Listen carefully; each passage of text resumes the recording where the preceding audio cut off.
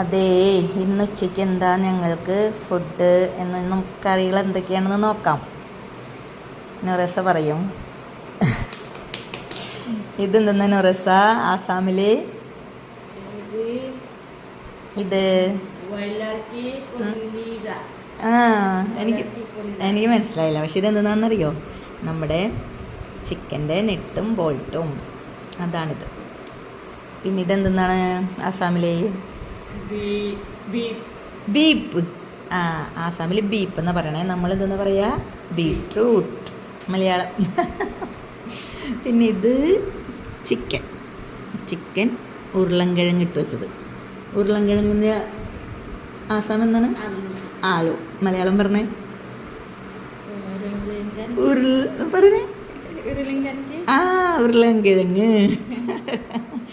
Okay, കഴിക്കാം നമുക്ക്. Bye bye.